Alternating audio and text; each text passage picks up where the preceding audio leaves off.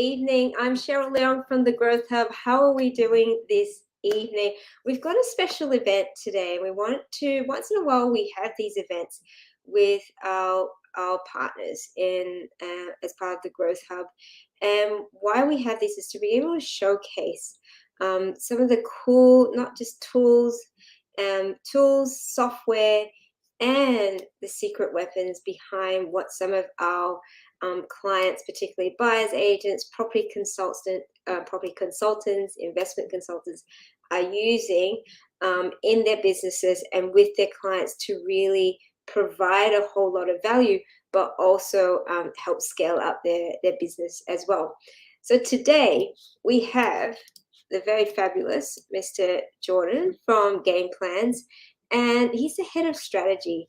And some of you might have seen, if you've worked with buyers agents before and you've been able to have someone do a strategy session with you and create your property strategy, it's very likely that Jordan has been a part of that. So I'm going to introduce Jordan onto the virtual stage. Hi, Jordan. How are you? I'm very well. Thanks for the long-winded introduction there. I don't deserve it, but I very much appreciate it.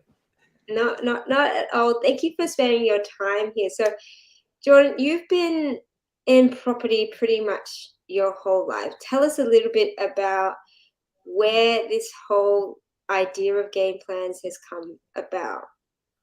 Yeah, definitely been surrounded by property since I was quite young. I think my dad became a real estate agent when I was 10, so definitely started from a pretty young age.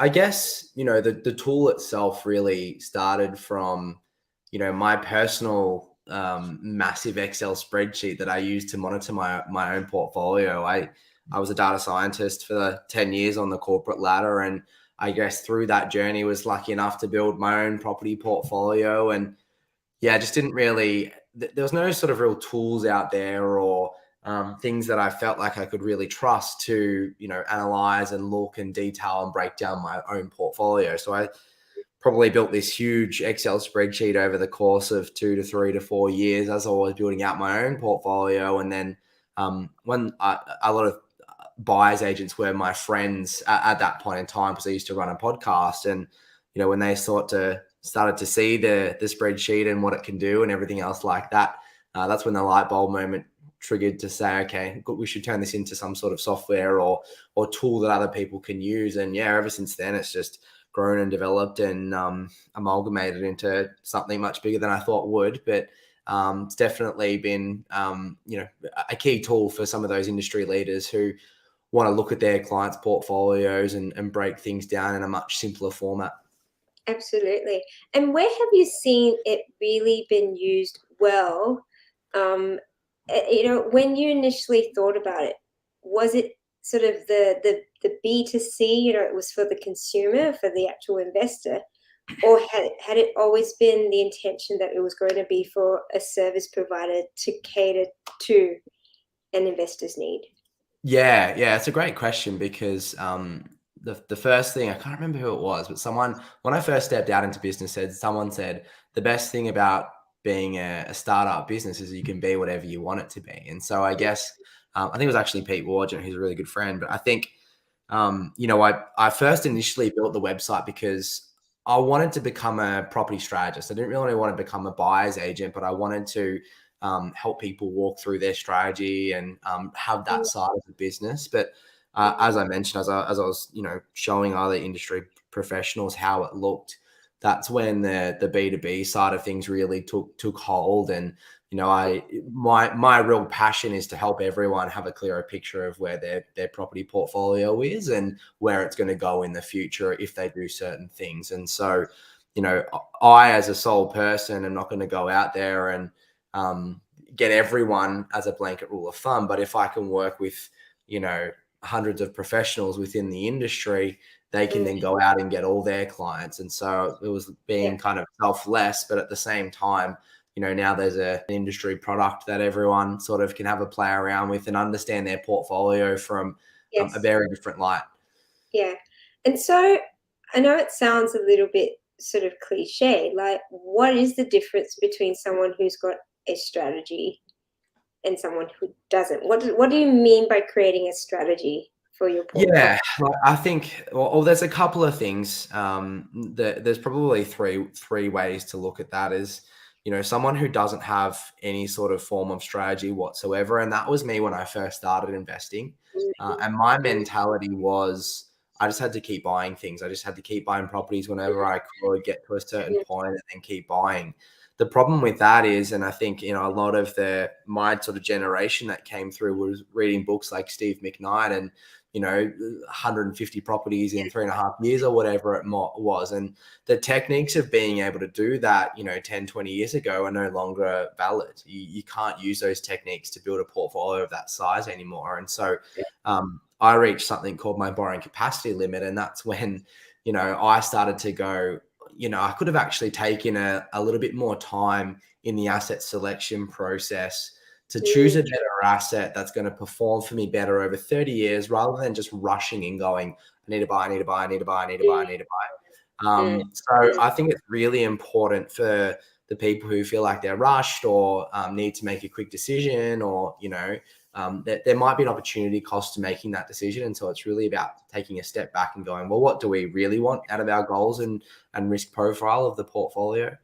And then the second way to sort of answer the question is there's probably other professionals out there that have some form of strategy, whether that be, a 40-page report that they've gone to someone from and gotten a properly written out strategy, or, could have been another Excel spreadsheet that someone else has put together and said, we're going to buy 5 properties for you over a period of time. And so they would have some form of strategy, but the problem with, a report format or, a hard-coded Excel, this is what we're going to do, is things do change. Like there's no sort of one sort of road that we're always going to go down. What if kids come into play, or separation, or moving overseas, or wanting to get into, a nicer home, or switching careers? There's so many things that can happen along one's journey. And so by building a tool and an online platform, you're able to come back into the platform,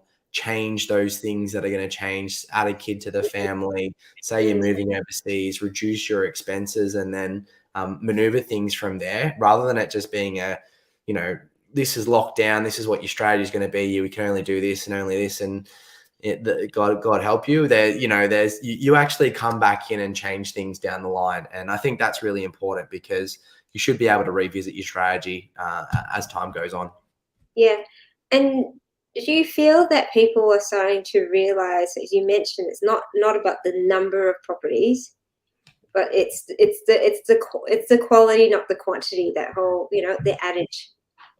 Totally. And that's, the sad thing is, probably out of 1,000+ people I spoke to last year, I'd say 70% of people still come back and they'd say they want 10 properties in 10 years. And it's so hard to break that mold, because it's so commonly sold out there and so commonly spoken about. It's the barbecue conversation and the wow stories that you see on news articles, which is all well and fine, don't get me wrong, but at the same time can send the wrong picture sometimes. So it's just about sort of breaking that mold and getting people to understand that there are things like borrowing capacity limits. There are things like interest rate movements. And if they do change, what's going to happen? How's that going to impact your borrowing capacity and your passive income and all those sorts of things? So, it's really just trying to relay that picture in a simple format that's not too complicated, I think. Yeah. And how do you work out, in terms of strategy, is it right to say that it's really important? This is sort of like goal setting. If someone who's 25 and someone who's in their 50s, is it right to say they're going to have quite a different strategy? Most definitely. Like the ones starting in their 50s will be thinking about that retirement stage of life a lot sooner and potentially wanting to build a passive income stream.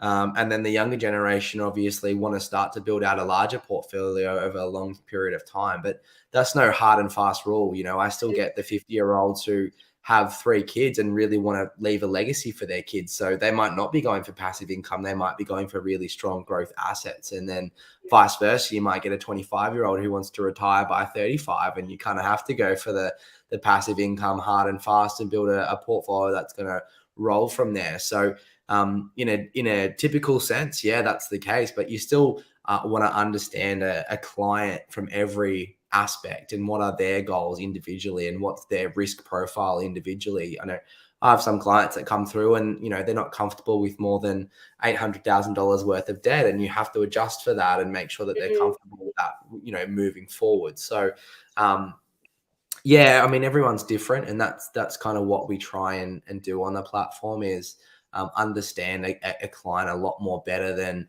just, you know, oh, you're younger, we're going to build a big portfolio, or you're heading into the later stage, we're going to build a passive income stream. It's really identifying that client, where they're at with things. If, you know, in the scenario of a younger person wanting to retire early, you know, we can have those conversations around, you know, it is going to come at the cost of maybe millions of dollars worth of opportunity cost in growth in your portfolio if you do decide to go for a cash flow a little bit earlier. And I think, you know, you can model that out and show them how that looks over 30 years. And as long as they're still okay with that, then, you know, that's still their goals and what they want to be able to achieve. And so, you know, we can help them get there. Yeah. And so what can people expect when they've finished with that strategy session, the game plans? What spits out at the end? Yeah, so I mean, there's realistically there's a set of questions that they'll go through to enter in all that information, and then what it spits out is a series of graphs and charts and reports, and they're all live and interactive. So you can start to move them around if you want to change how those things look and change the numbers, change the yields, change the growth, all that sort of thing. I guess the biggest takeaway is, you know, getting a real understanding of what they need to buy along their journey to be able to achieve their goals. We try and be quite conservative on the platform. Like, we use a 4% rental yield max and a 5% capital growth rate max as well. And by being really conservative, we still want to be able to achieve the client's goals, but anything on top of that's just going to be add value. So I think, you know, number one, if they're analytical and enjoy looking at the numbers, you know, they've got all those graphs and charts to have a look and have a play around with, and what if this happens? What if that happens scenario? But I think, you know, the biggest outcome is having a much clearer picture of what that ultimate journey looks like. Yeah, incredible. So talking about journeys, I'd love to see it in action, and we can run through a bit of a client journey. For those of you that are watching us, wherever you are in Facebook land, LinkedIn, YouTube, feel free to comment, ask questions along the way. We really want this to be an interactive process as well. And this is a fantastic tool also, you know, ask about, you know, if you want to put things in, you know, if you're brave enough to work it yourself, that has the capacity to do that, right, Jordan? That, like, people can go in and play with it themselves. However, if you're working with a buyer's agent, more than likely they'll help you through this process. But let's have a look at how this sort of looks like overall. Yeah, cool. Now sounds really good. So I guess we'll break today's demonstration up into two key sections. The first section I'll go through is what the client journey will look like when they're filling out some of that information, and I'll walk through some of the questions and what they mean and how they impact all the algorithm and the numbers on the back end. And then from that, we'll go into the admin portal and walk through a couple of scenarios of example clients that we've put in. So all the information will sort of be dummy data today, and we're in the test environment, so no live data or anything. But yeah, this is kind of the first landing page that a user or client will log in. We've got like a logo down the bottom here. Now, this is just a podcast that I do with a friend, and if you are a buyer's agent, or if you're working with a buyer's agent, you'll see their logo or whatever they're doing with here, and then they progress through the platform, seeing the logo throughout as well. Now, the first thing that we've got is this guide page, and the whole emphasis of gamifying the property or the portfolio journey is trying to keep it in sort of a gaming terminology. So we've got a scoreboard over here, and you'll see some of these logos are you know, advisors are wizards and goals are arrows and money management is, you know, so we've tried to keep it quite gamified. But we'll walk through the guide page. So the first thing that we've got here is entering in our existing portfolio. So you can either say I'm just building my empire, or I'm adding a property to my portfolio. So you can go and add a property here. I'll just add add in some different things. It can either be a principal place of residence, residential or commercial. Say it's residential, it's a house, it's 3 beds, 2 baths, 2 car spaces, garage spaces. I don't actually know what this property in Penrith would be worth, but let's just say it's worth 800,000. And then you can exclude this property from calculations. So some people will have a principal place of residence that they want to exclude out of the calculations, or an asset overseas that they might want to exclude but still see the numbers on it. So they can just decide to do so there. We've then got year built, let's just say a couple of years ago, block size, land size. And again, all this information isn't required, but what it is it's a store of information. So I can't tell you how many times, I've been talking to someone about my existing property and they go, oh, what's the land size or what's the internal building size? And, there's no sort of one central location to keep that information, especially if you're working with a professional as well, like, a building surveyor or something like that. So this is kind of just a store of all that information as well, if you ever want to come back and revisit it. Yeah. We've got ownership type. Sorry to interrupt there. And in terms of when you put in the year built, do you have calculators in here that also calculate depreciation? Yeah. We actually work with Mike Morlock over at MCG to help us through that. So we've got the depreciation calculations running in the background as well. Sorry, I dropped out there for a second. Okay. Great.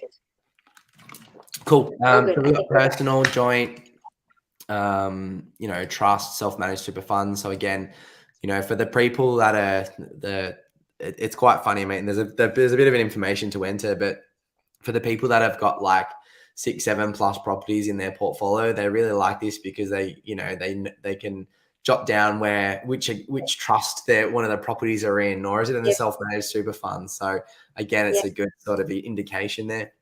Yeah. Date settled, we'll go back to date built. Purchase price, let's say that we purchased it for 500,000. Stamps, you can put in as much or as little information as you want here, but again, it's all like an accumulation of the costs that you've got in here. Current loan amount, let's just say that the loan 400,000 still. Lender doesn't really matter, interest rate doesn't really matter, and then you can put all the loan terms in here. Again, this is going to impact some of the calculations on the back end, so it is important to have this information correct. But let's say that the repayments are 1,600 a month or something like that. Then is it a split loan? Yes or no? It's no split loan. We're moving on. Renovation, when did we do it? When was the last renovation? Current property management percentage. Rental income per week is 600. And then external link. So if you want to connect it to realestate.com or something like that, you can do so. And then you've got 2 options. You can either break down all your expenses. So we've got like strata, council, insurance, maintenance, land tax, accounting, ASIC, water, electrical, gas, internet. So a lot of expenses there. Or you can just decide to summarize them as well. So you might say, oh, this property costs me outside of my mortgage, it costs me 800 a month or something like that.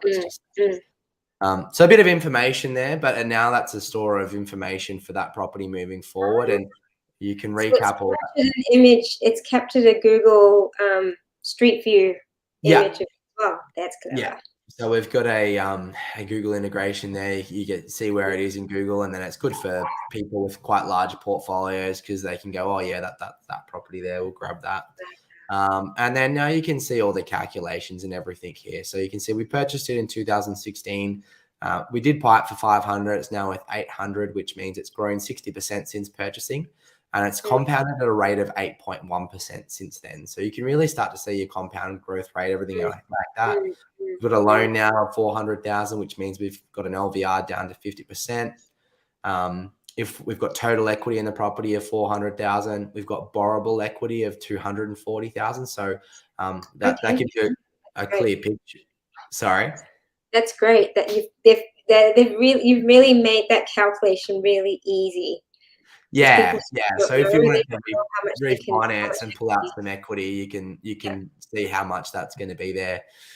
We've got all those loan details here. So again, it's just really good at a snapshot, especially if you're working with a professional like a mortgage broker or something like that, to have all those details handy, and you can go, oh yeah, we're rolling over in 25 for principal and interest. Again, all the property management costs are down here, and we've got some cool things like actual rental yield. Then we've got yield on loan amount.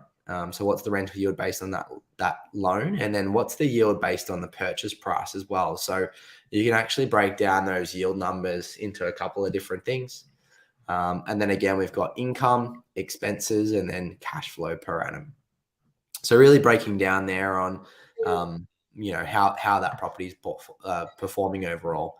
Again, if you had multiple properties, you can come in and add another one here, but we'll just leave it at that one for now. And then we move back to the guide page, and now we're going to go through something called our goal alignment. So it'll take us through a set of questions, things like desired retirement age, amount of passive income required for a retirement, desired net worth at retirement age, how many properties do we want in our portfolio? This is often where I get a lot of people into 10. Is property education important to you, or would you rather advice? No, we want education. Have you had any previous experience professionally with property? Why have you chosen property as an asset class? Have you spoken to, a legal practitioner, accountant, or anything else for this asset class? So again, you can say no. So what we're doing here is really just trying to understand, where the client's at with property in their journey. Have they been speaking to people? How are they feeling about it? And then, we're asking here, what are our life goals, financial goals? Where do we see ourselves in 10 years? So really understanding where our client is in their journey, how they feel about it. And these three questions will capture whether they're in that mindset of, really looking to retire in the next 10 years, or, just wanting to continue to progress in my career and build out that portfolio. And then we've got a couple of other little slider questions. So how dependent are you on the income of your investment portfolio? Again, most people will be quite low. Other people might say quite high, depending on where they are. How concerned are you about any changes of the capital value? How concerned are you about the impact of taxation? How important is it to maximize the potential of your investment performance? So again, you can get a really good gauge on understanding how your client's currently feeling about their portfolio and property in general.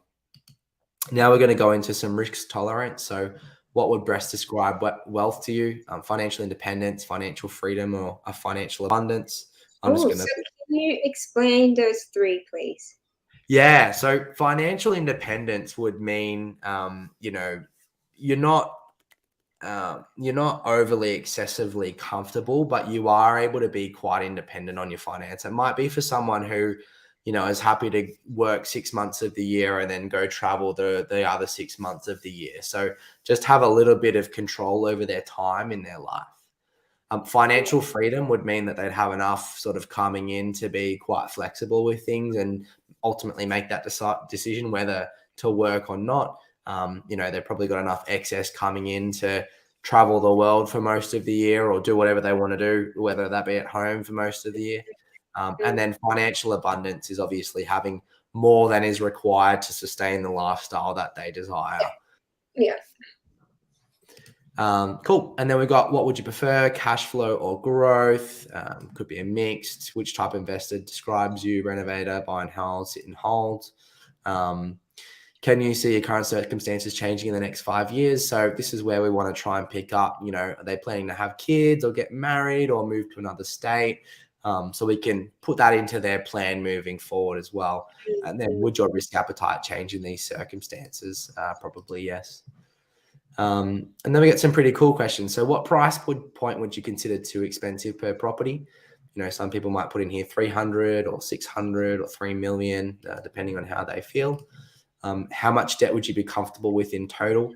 This is where I was saying some people, kind of want to keep their debt quite low. Other people are more happy with, a significant amount. What LVR would help you sleep better at night? Keep that at 80%.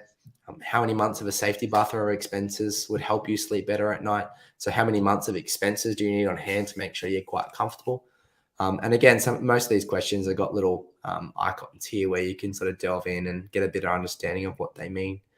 And then how much additional repayments towards your investments would you be comfortable with per month? So, $1,000, $10,000, $2,000. So understanding, where their risk is in terms of making repayments. And then again, we've got some more sliders here. How important is it to access the investment capital? How important is it that the growth of your investment beat inflation? How concerned are you about rising interest rates? How concerned are you about the security of your investments? And then what degree of involvement do you wish to have with investment management? So again, if someone wants to manage their own property, they can, but that's another discussion point to talk about different things. So trying to risk profile. Just that little, sorry, there's a little thing that says points value. What's that about? This one up here is, so as you build out your scoreboard, you gain points as you go along. Because this journey is quite long in terms of, entering all that information in preparation for putting a strategy together, we want to make it as fun, as interactive as can be. So the points value is if they score that, then that adds to their scoreboard. Yeah, awesome. Cool. So tell us about your family. The family member will be already created based on the information that they've entered when they signed up. And again, you can enter in as much as or as little as you want here with the information entered. And this is just all about, do they have any dependents? Again, finding out what age they are, because that will have a significant impact on, I was born in 92. So that'll give you a significant impact on, how old they are and what sort of time horizon they've got. So that should be updated. So let me go along here. This is great for people. They're like me. I love filling out forms. I'm always like, I'm right. As opposed to an exam, if someone's like, if it's an exam or a test, I'm like, oh, I don't know. Something methodical about entering information into a form. You kind of like fact checking yourself. We've got employment now. So again, this is just understanding, what your client does. Are they full-time? Are they part-time? Are they self-employed? When was the start date? Do they still work here or end date? And then how they'd rate their job security. And I guess, a lot of the things that are on here, we've actually worked with a number of mortgage brokers to get all the information that a client would need to apply for a mortgage. And so on the back end, you can export all this information out into Excel and hand that over to the mortgage broker, and they can kickstart the process. So rather than, I don't know if you guys have been through the process of going through a mortgage broker, but it can be quite lengthy entering all that information in there as well. And so we're trying to reduce as much requirement there to be double handling information as we go along. Then we jump into money management. So money management can be a full breakdown of a budget. You can have some high level numbers here. It's really depending on where the client wants to take it. So how much they have in available savings, we'll just put some numbers in here. And this is where you can either go, I don't know exactly how much I have to save, help me with a budget. And it'll ask you for a whole budget breakdown. Or you can just enter in 3 really simple numbers. The first one is how much do they save per month? How much do they spend on expenses? And then how much do they spend on lifestyle? So really just trying to summarize some of the numbers there. And then we've got gross annual income. Again, this is all for the mortgage brokers, super, X amount of dollars. And again, I'm not going to enter in everything in here because we'll just use this as a test. But other additional values, that home and contents, motor vehicles, any loans that they've got. So we've got a vehicle loan, a personal loan, a student loan, and a credit card loan. Again, mostly for the mortgage broker, and then any other loans that they have as well. And then we've got some other mortgage questions like, are you a tax resident of a foreign country? Have you had any default or judgments? And then are your credit commitments up to date? Again, mostly just for the mortgage brokers, but it's all a good part of the session here. And then we've got another really cool function coming into play of the platform now, where we've got this advisors tab where you can start to add in some of the advisors that you're working with. And then even if you don't have, so do you have a mortgage broker? do you have a mortgage broker? Don't have a mortgage broker, click here and we'll find you a recommendation. So you can either enter the details of a mortgage broker that you're working with, and the professional that you're working with can then see this and then contact the mortgage broker directly, or alternatively, you can just click this and the person that you're working with will be notified and say that you are looking for a mortgage broker. So great. just an easier way to communicate it. Again, we do the same for an accountant. And then there's a whole bunch of other advisors that are on the platform. We just don't ask for them because otherwise it would be too much. So we've got financial advisors, buyer's agents, solicitors, conveyancers, building and pest inspector, quantity surveyor, real estate agent, property manager, insurance consultant. So, and you can see these down here. We're now finding those recommendations for you as well. So that's really cool. There's quite a few advisors that you can add in there. And then we've got, tell us how you feel about your existing portfolio. So this is just 3 really simple questions. You know, what plans do you have for your existing investments? Are you happy with your portfolio so far? And what areas do you feel need the most attention? So now we're really getting into, well, thinking about the existing portfolio. Are they happy with it? Do they have a dud asset in the property? Do they want to consider, you know, what the portfolio might look like without that in the plan moving forward, and start to highlight some things there. And then we've got the actual asset selection next. So a lot of people that will be going through this process will either be in the mindset of buying a property quite soon, or, you know, already pre-approved, ready to go. So now we're trying to identify what that asset might look like. So we're ready to buy in the next 3 months. We're seeking guidance or advice. We're seeking advice. Are you planning to engage a buyer's agent? Yes.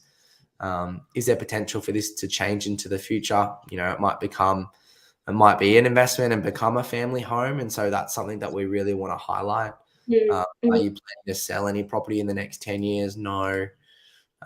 What are we looking for? House, 3 beds, 2 baths, 2 car spaces, land size, you know, maybe at least 500 meters squared, looking for an existing dwelling. So if you've got a client who doesn't really know what they're looking for, do they just leave this blank? Yeah, they can essentially leave it blank. I really like clients entering that information because it gives you a really good gauge of, you know, where they're at and what they're thinking about. You know, even that question of, you know, existing versus new, you know, it sparks a decent conversation around all the information around that. So yeah, they can completely leave this blank if they want to. But even for, you know, a future purchase, if it's, you know, a year away, it's good to get that gauge and then give some education around it as well. Yeah, cool. What price point are we thinking? 500,000. We're pre-approved. Total loans 450, let's say. Deposit, which means we're using a 10% deposit. How much capital growth would you like over the next 3 years? Let's say 15%. How much rent? Yeah. Most people do put in the 25. Again, it's good to sort of set some expectations there. Yeah. And then how much rental income do you expect from this property per month? Let's just say 1,500. Do we have a preferred suburb or location? No. What radius within this location are you happy with? Don't need to put anything there. Would you consider buying outside of this area? Yes. Would you consider buying in another state? Yes. So again, what we're trying to do here is, if someone, you know, has a specific bias to a certain location or area, we really want to open their horizons to being, you know, diversified around the country and start to think about other areas outside of there as well. And then, do you feel comfortable negotiating on this property yourself? Yes or no? Would you like more education around the negotiation process? Yes. So just getting, again, a gauge of where they're at. And then pretty sure this is the last one, but tell us about your future life changes. So are you looking to buy a principal place residence in the future? No, we're going to leave that out for now. We don't need that. How often are you looking to buy a new vehicle? Well, let's say that we buy one every 5 years for, you know, $20,000. Which year will your next vehicle be? 2024. How often do you go on a holiday? Well, we go every year. And then how much do we spend? Oh, we spend about $5,000 a year. And then we're going to go this year, which is going to be really good. and then any other additional school or university fees or anything else like this. And what all these numbers are going to do in the background is start to include these expenses year on year moving forward. It's going to pick up every 5 years that we're buying a new car. It's going to pick up every year that we're going on a $5,000 holiday, and then increase those numbers with inflation moving forward. So again, this is starting to all feed into the numbers on the back end. And then you can if I'm planning to buy that red Porsche, which is 200,000, then it needs to tell me how many properties I need to buy, or the types of properties I need to buy.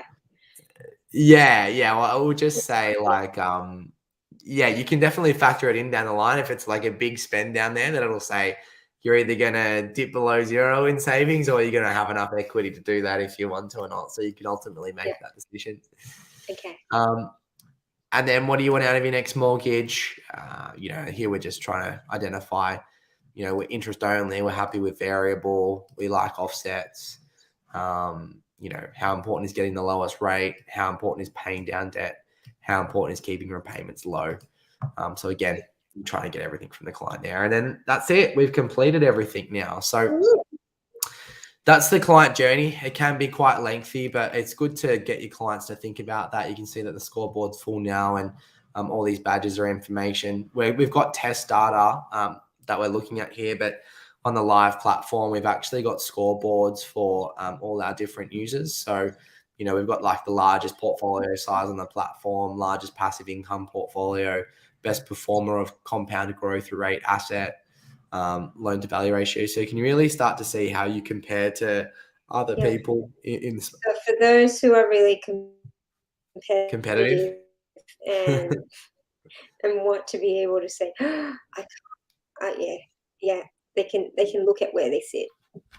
Spot on. And that's kind of the good result is, even you can see how much you're saving of your income and how much you're contributing towards lifestyle. So, you can really see how you are comparing against others. Cool. So that will probably wrap up the first part of the segment in terms of the user experience. What I'm going to do now is log on to the back end of things and show the how it looks from the back end. So this is the admin panel now, and we've got all our users. So this is a list of all the users that are attached to our admin panel. We can search for one. Pretty straightforward, just by summarizing something. We've got a properties tab out here. So as an admin, I can actually create properties myself and show those properties to client on the platform as well, which we'll probably leave for another segment because it gets too into depth. But you've got that ability too.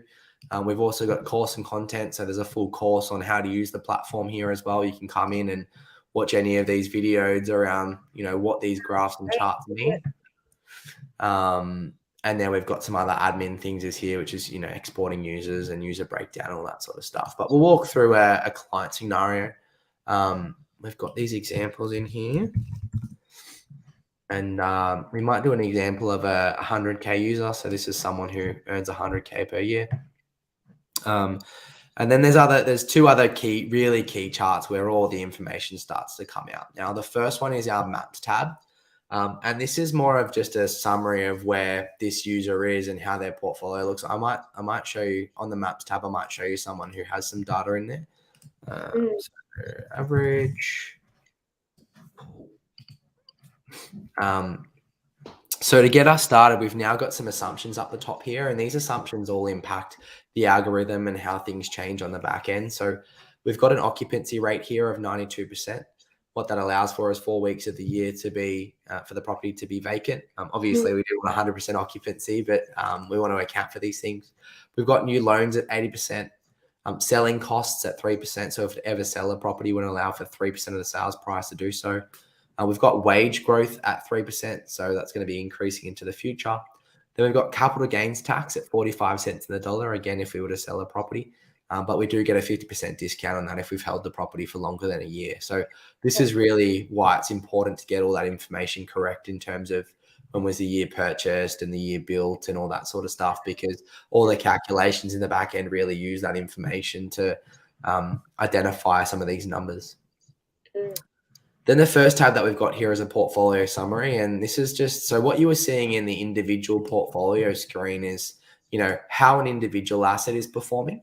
But what we'll see here in the portfolio summary is the whole portfolio together. So we've got things like total market value, total loan amount, overall LVR, total equity, borrowable equity in the portfolio, investment rental yield, income, expenses, cash flow, total purchasing costs, total renovation costs, interest paid to date on all the loans.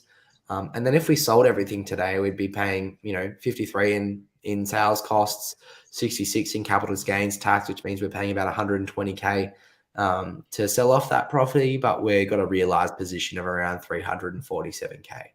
So this was much of a bit of a snapshot around how the existing portfolio has been performing.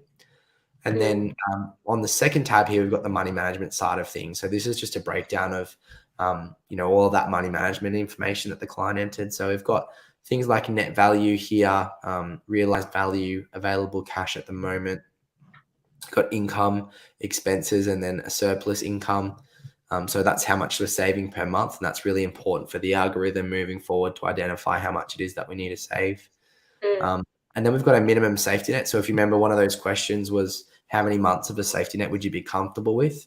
And this person's obviously put in sort of 6 months or so, because we're looking at $7 grand or $8 grand worth of expenses here and then timing that out. So we need to have 47,000 in the safety net at all points in time to ensure we've got enough for the worst case scenario.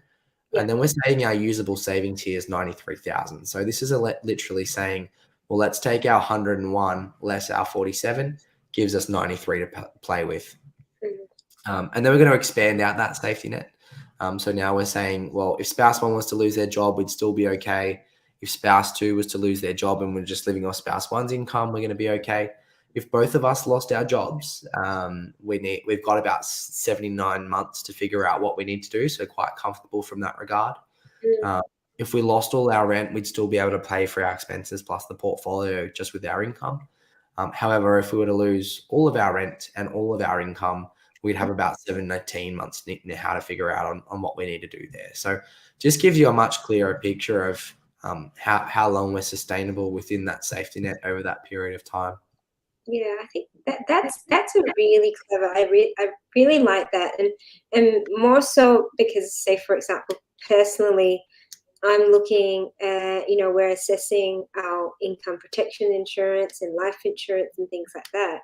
You know, if you are, and this is not personal advice in any way, you know, you're looking at your portfolio and going, hey, you know, I've got enough income that if I lose my job, you know, I still have money coming in from my properties and house. So this is a fantastic calculator. I've never seen it done in that way before. Yeah, it's good. It was always it was just kind of one of those things for me. I mean, when I switched to stepping out of the corporate world into running my own business, you know, these are some of the things that I would think about. You know, how long do we have to survive if I have no income, or you know, all those sorts of things. So I think it's really important for any stage of life and making a big decision as well, because you know, if we're taking a significant chunk of this 140 out to pay for a deposit for another purchase, you know, it will impact some of these numbers here. And so it's about understanding how much that will impact moving forward. Sorry. Cool. So does that sort of all make sense so far? I haven't gone through things too quickly or anything like that. No, I like it. If anyone's got any questions or comments, please feel free to chip in, join in the conversation here. I'm really enjoying this. My head's all sort of going. Alrighty, what's next? Cool. So the next part is the compass page, which is the real fun stuff and the main part of the website. So what I might do is just walk you through an existing portfolio and how that's going to go, and then we can start to play around with some of the numbers here. So again, we've got reset model back to default. So what that's just going to do is clear out any of the information that we put in. And then we've got an algorithm in the back end. So that kind of calculates the best time between savings and when you've got borrowing capacity to be able to do another purchase. But you can turn that on and off if you need to go or not. Then again, we've got some more assumptions up the top here. So we've got our rental, our growth rate capped at 5%. Our rental yield's capped at 4% on entry. Then those rents are going to increase by 2.5% moving forward year on year. We've got property management costs at 8% here, an interest rate of 3.2%, inflation moving forward at 2.2%, acquisition costs at 5%, buyer's agents expenses factored in. So again, you can decide if you want to include that in or not into your every purchase moving forward. Renovation return here of 200%, borrowing capacity at 6 times income. So what the renovation at 200% means, if we ever do a renovation, let's say that we put 10 grand in, well, we always want to get $2 out for every $1 that we put in. So we're going to increase our market value by 20 grand by doing so. Then our borrowing capacity is 6 times income. So that's kind of the cap of what we can borrow at the moment. It's a rough rule of thumb, and there's a number of different banks out there that offer different things, but it's a good rule of thumb to put into place. Then we've got savings placed in offset accounts. So what we're going to say is, well, whatever we've allocated to a savings account, we're going to offset that in a separate account against our loan. And then we've got refinances on new purchases. So every time we do a new purchase moving forward, we're going to take some equity out of the portfolio to help with the costs of that purchase. Then the first chart that we've got here is a buckets chart, and this is just a visual representation of our savings, lifestyle, and expenses. So this person's saving 44% of their income. They're about 44% of their expenses as well, and then there's about 11% going towards lifestyle. So just gives you a good break up there. Sometimes you see this lifestyle start to creep to like 20 to 30%, and that's when you have a bit of a tough conversation around maybe you're living too much of a good lifestyle and you can save a little bit more of that. But again, it all comes down to the client and where they're at and how they're feeling with things. Then we've got an offset and annual spends account. So this does a couple of really important things for us. So it tells us how much we're going to have in savings at the end of this year. So what that means is, well, we had 141 in offset or in savings in the previous screen. And then if we're able to save that 6 grand odd per month, every month for the rest of the year, we should have around 193,000 in there. And that's incorporating a holiday spend in there too. And then next year, again, how much we'd have, and that's all going to be incorporating these holiday spends and other spends that we've highlighted as we've entered in that information.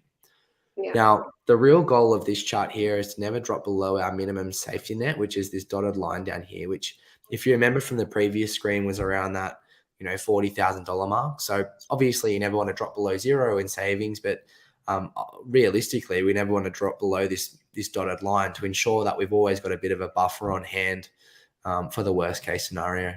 Yeah, absolutely. And then what we've got is a table version of that. So as you can see here, we've got our holiday spends factored in at 10 grand every 2 years, and that's going to be increasing with inflation year on year as we go. We've got other big spend here. Now that could be like a future wedding or something like that. We've got motor vehicle spends factoring in here. So, you can put that 100,000 or 200,000 Ferrari in here or whatever it might look like. See how that's going to impact your savings going forward. Next one, we've got our property summary. So what we can see here is we've got our 3 properties. Now, these properties might have performed at a better rate than 5%, but we're actually going to cap them out at 5%. So yeah, some of these properties have performed at 7.7 or 7.72 or 6.9. And so what we're doing here is really capping that growth rate at 5%. We never really want to show anything more than that just to be conservative. But it will take the actual rental yields as a bit of a starting because that's real and what's coming in now. But those rental yields will only increase by 2.5% moving forward from here. So using all that existing information that we've got, we're going to get a pretty clear snapshot of how the portfolio is performing. The first number that we've got here is our market value. So that total market value, as we saw before, was worth 1.77. And if that's able to compound at 5% year on year for the next 30 years, it actually turns into a $7.6 million portfolio. So you can really start to see the impacts of compounding over time as we've entered in that information. The next thing that we've got is our offset debt. So the total debt on that portfolio is 1.3. If we offset it next year, we can bring it down to $1 million. And then year on year after that, we start to bring it down and we can actually offset that 100% by 2037. based on the savings that they've entered per month. And that's only 12 years. Yeah, correct. Yeah. Based on how much they can save. And we can see that with the savings here. So we've got savings at the moment at 193 at the end of this year. And then we end up getting to a total savings of, 1.4 over that time horizon as well. So that's where you can see that offset debt is essentially come down to zero there because we've got enough savings in the account to do so. And then our equity is obviously the difference between our market value, the debt, which gives us the equity. Now, what you can see here is it looks like our debt's gone down to zero, but that's offset debt. So that's calculated the reduction with the offset in it. And our actual debt will still always be the difference between these two numbers. And you can see that full debt amount by turning off the offset. It'll just impact the calculations moving forward. So now you can see we're just on interest only, but we still have that remaining debt as we go forward. Turn that back up to 100. And then our final chart is our passive income chart. So we can see at the moment that portfolio is performing just under $6,000 per annum. And then year on year, as we start to pay down our debt plus our rents start to increase, when our debts are paid off completely, it actually turns into a passive income property portfolio of 64,000.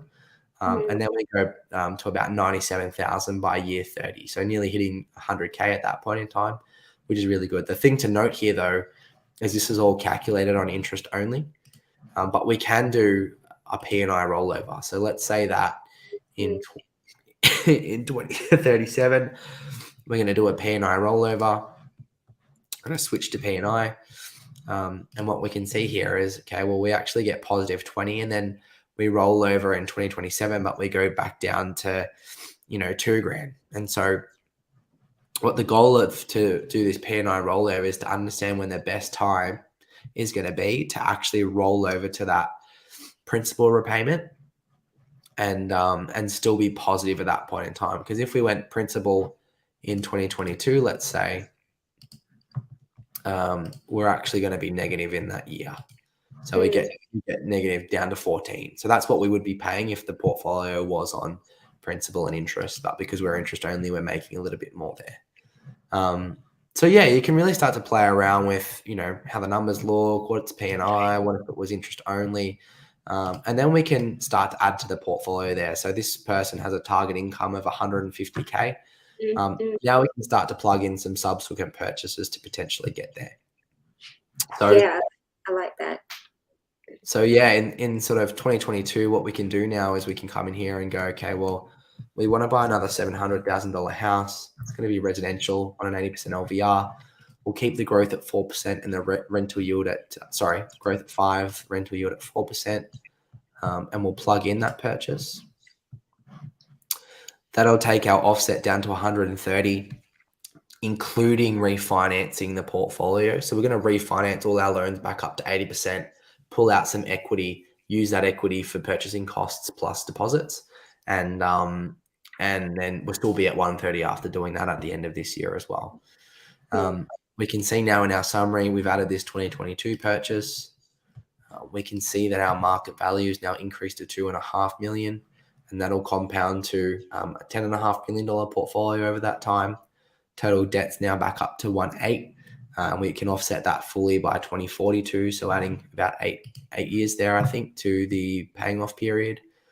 And then in terms of the passive income side, takes us to about positive 8. And then we get to positive 130 by 2051. And I reckon we can probably get there just with that final purchase. Let's sneak that rental yield up to 5%. And then we'll start to pay off some of that debt when we get into the retirement stage of life. So yeah, snuck that up to 5%. We do hit that passive income goal. Let's say that we're rolling over the entire portfolio to principal and interest in 2027. So now we're coming back down to $1,000 after that period, but then we're all smooth sailing from there. Now we get to 79,000, but that's paying principal and interest.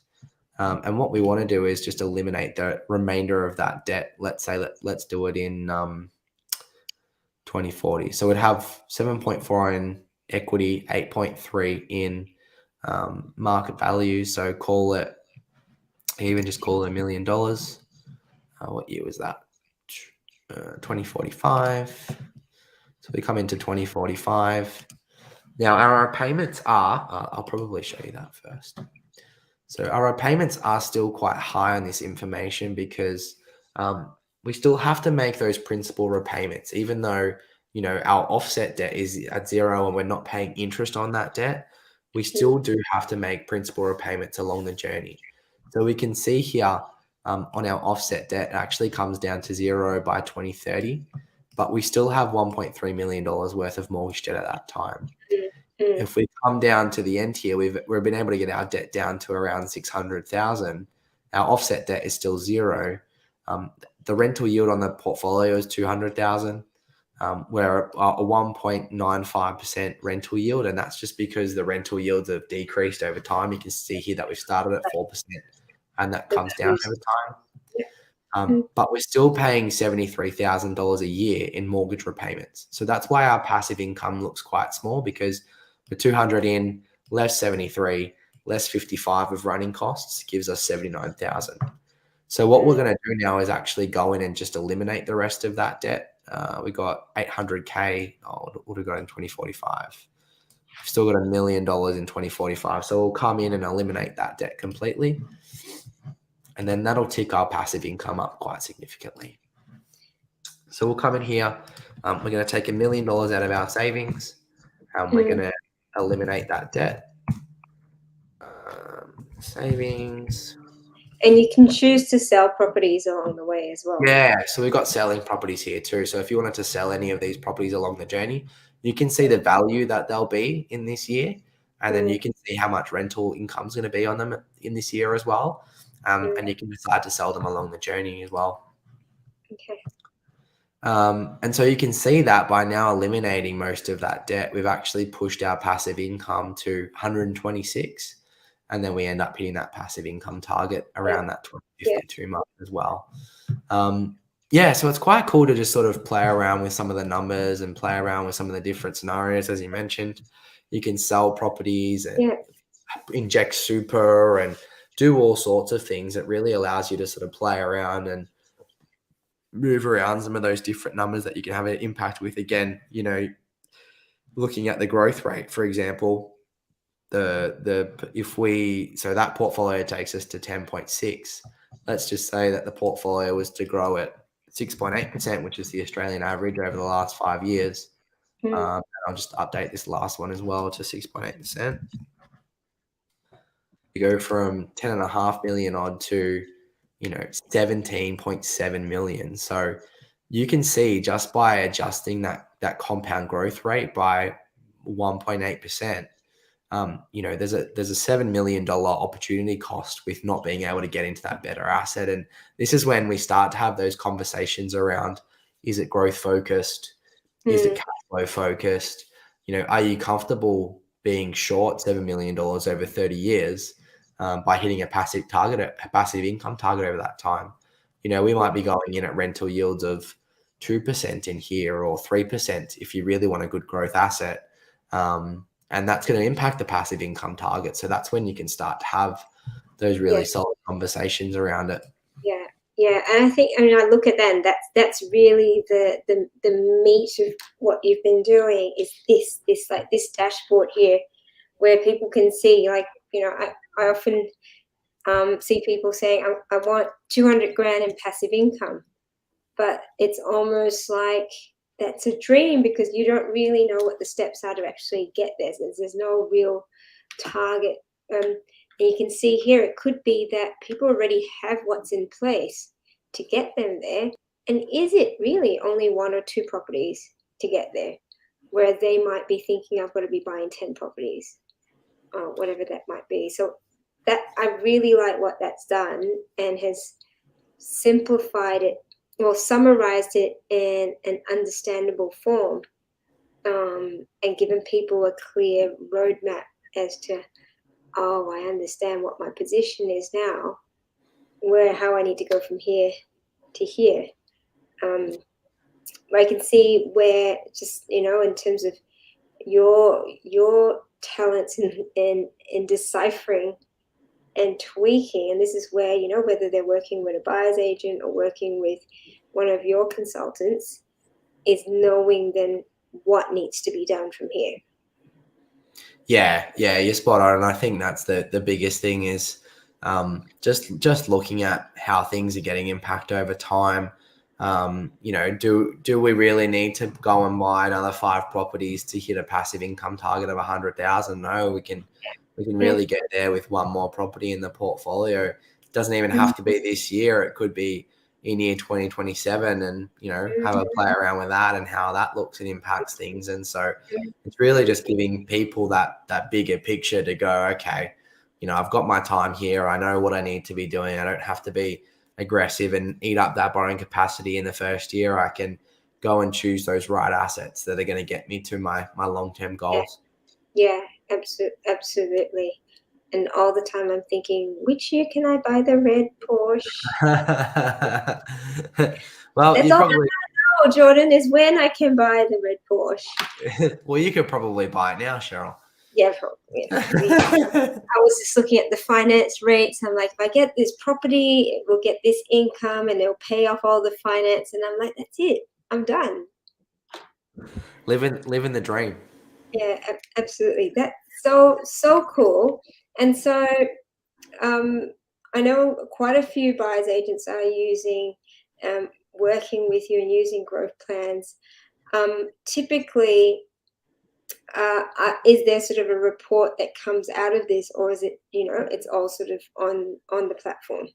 Yeah, I mean, any of these charts you can download or save to PDF. Okay. So you can keep a copy of them if you want to. There's no sort of like hard and fast report saying like this is going to be your journey. And the only reason we haven't done that is just because of I'm not a big fan of the set in stone, this is your plan every day. There's things in here that might change that, you need to, maybe we can't buy this property this year. And so you should always be able to understand and change where your portfolio is at, and update those numbers to help you make better decisions as things do change. Even like, things like interest rates, you can come in here and update the interest rate, and see how that'll impact things. Now, we're paying much more in this early stage of our portfolio because we're heavy in debt. At the end, we're still pretty okay because our debt's down to 0, but we are sort of going negative now in these passive income years because of the change to interest rates. And so you can really see how these things do impact year on year. Fantastic. So I'm definitely seeing where, particularly with the buyer's agents and property strategists or consultants who are trying to, that are actually making this concerted effort of being strategic about what their clients are buying. And it's not just buy as many properties that you can get me. It's going, all right, this is how it's actually going to impact my income and my equity down the line, which is fantastic. So I'd like to sort of wrap up with a little bit of how people can get to work with you, and how they can get in contact with you to find out more about Gameplans and how it might interact with their business as well. Yeah, totally. We've got the landing page on the website, which sort of walks through a lot more of what the platform does and what it can bring. There's heaps of videos, you can learn about us and how it works and everything else like that. So feel free to check out those resources if you need to. Best way to contact me personally is just jordan@gameplans.com.au. Other than that, I'm pretty active on LinkedIn and Facebook. All the other socials I'm pretty slack on. But yeah, if you want to hit me up on a social, feel free to use those 2 avenues as well.